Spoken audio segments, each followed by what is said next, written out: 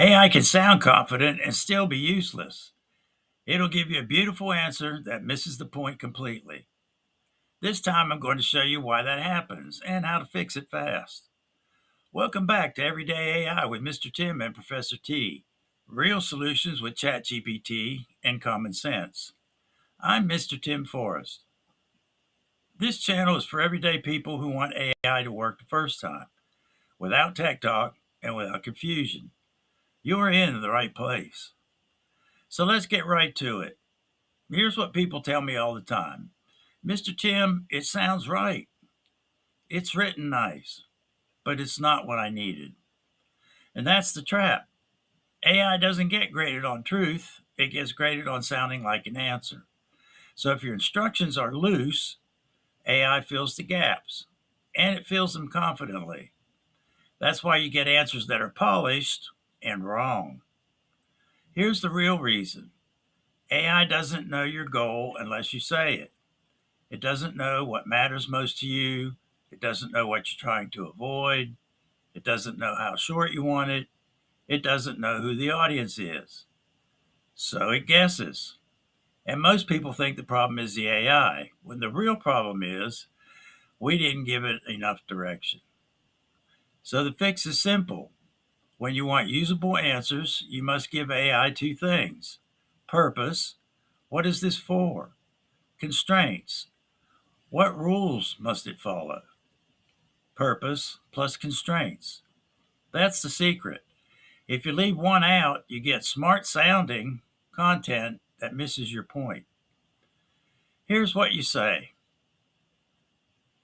Do this for me. The purpose is, and then you type the purpose. Follow these rules. Rule 1, Rule 2, Rule 3. That's it. Purpose, rules. Now AI has something to aim for. So let's do some demos. We'll call this one the too long, too generic problem. So an everyday example might be, say you type explain Medicare. AI will give you a whole textbook. Way too much. Sounds smart, but it misses what you needed. But if you do purpose plus constraints, then when you type explain Medicare for me, the purpose is I'm choosing a plan this week. Rules. Use simple language. Keep it under 120 words. Give me 3 bullets. What is it? What it costs? And what to watch out for. Now you get something usable, not a lecture, a decision helper. That's the difference. Okay, here's another one. We call this the wrong tone problem.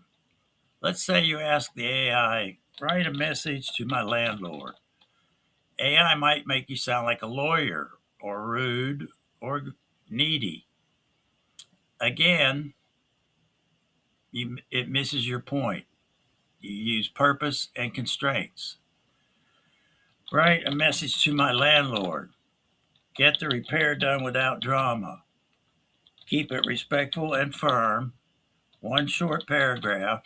End with one clear request and a deadline.